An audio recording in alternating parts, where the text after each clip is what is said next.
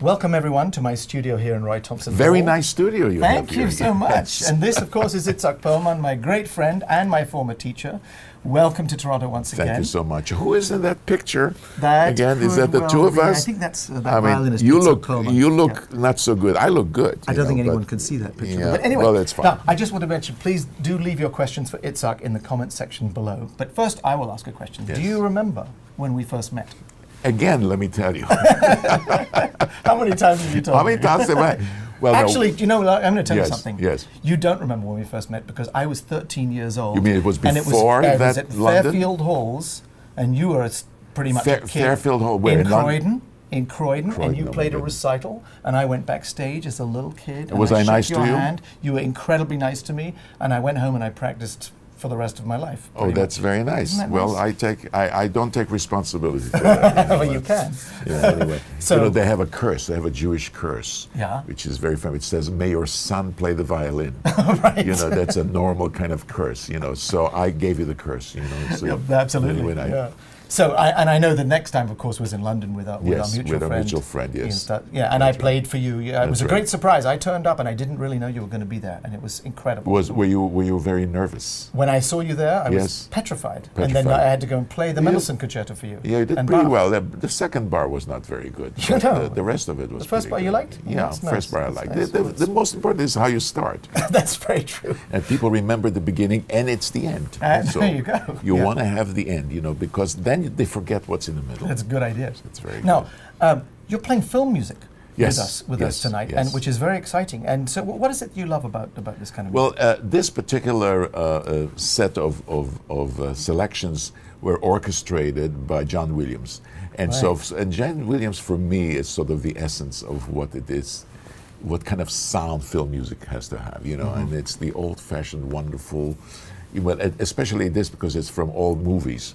Yeah. So he, of course, did it to fit the time.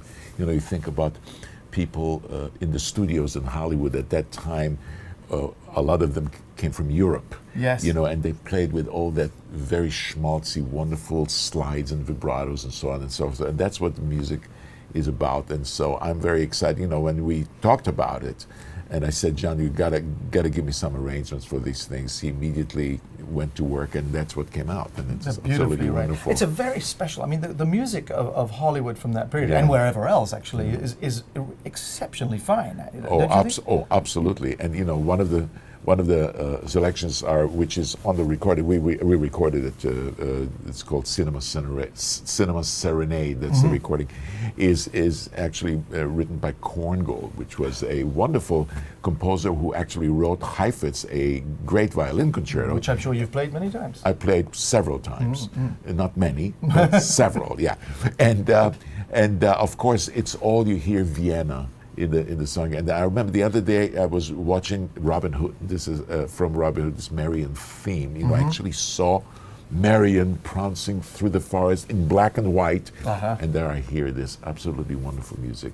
So it sort of brings memories. And there's the John Barry, of course, who wrote. John Barry so wrote much of music the- for James Bond. James Bond. Yeah. Is it James Bond? James Bond. It is James No, Bond. Bond. James. It's Bond. James yeah. Bond. Yeah, Yes, that's the of one, course. yeah. So you can hear that. Right. Also. Yeah. Fantastic. So now you've been in Toronto many times. Many At this times. point. Yeah. Many times. And in fact, I remember having a lesson with you, and suddenly you looked at your watch. This is a few decades ago, and you went, "Oh, I have to go to the airport. I'm playing the Brahms Concerto with the Toronto Symphony tonight." It was And that- obviously- and we that were was- in New York. We were in New York. I Yeah. was so Incredible. crazy. I don't know what were you doing. I was so crazy. But tell us what you love about Toronto, if that's not too pushy a question. Well, the orchestra is wonderful.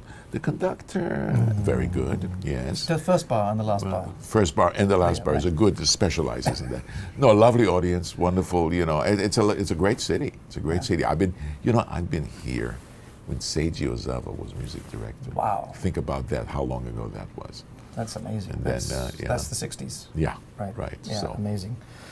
So you're very active on social media, in fact. I am? Which, yeah, apparently. I had no idea. Is somebody else doing it for you?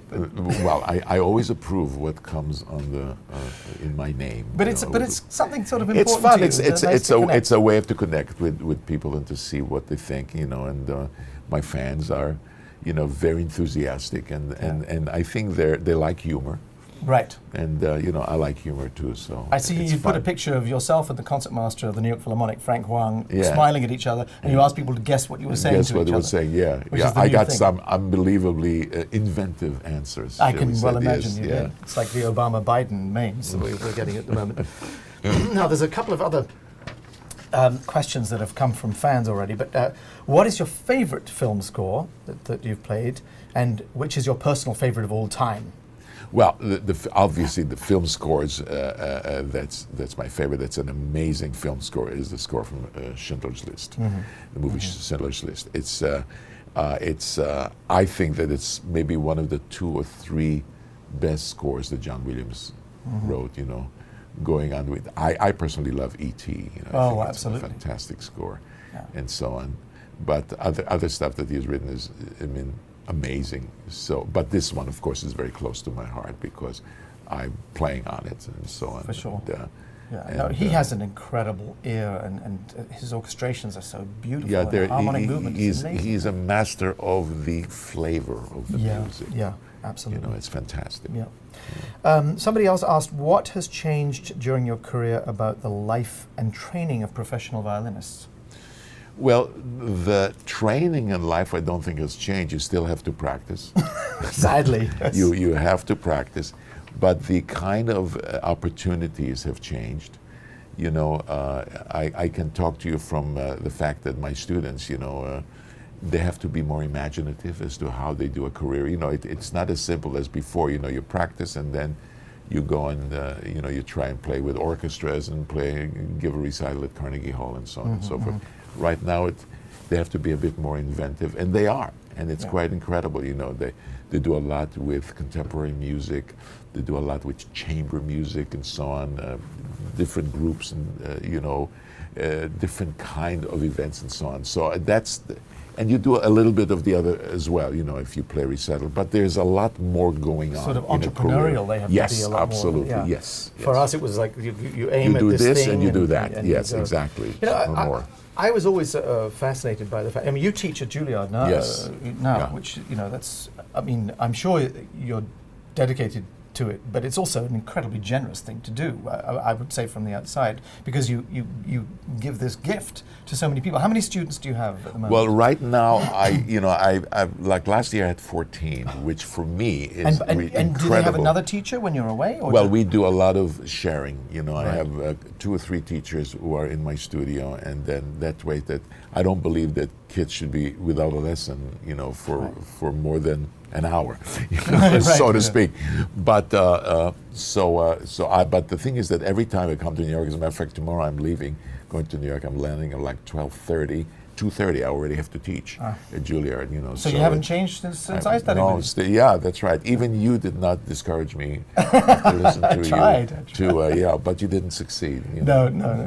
No, but it is. I mean, I think people when they say, 14 students, well, that's not much, but that's 14 relationships. I'm cutting down. Yeah, but I mean, yeah. it's like one is more than just their teacher. Very often. Absolutely, It's kind of, you're guiding them through life and through their career that's right. goals And they so on. come to you for advice. and Absolutely. What do I do and so on. And It's a then great dedication. Yeah, and you absolutely. started this when you were in your 20s.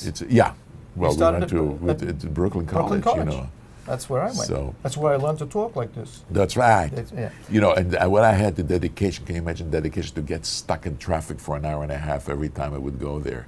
Well, I remember that but we now actually, Juilliard is much better. Yeah, well, we actually had lessons in your house most of the time, so you didn't have to go too often to Brooklyn College. By the time I was with you. Yeah, well, that's when I started to get smarter, and enough is enough. Yeah, absolutely. Yeah. Absolutely. So I'm wondering if I should be asking you some questions from anybody else. Do we have something coming through at all?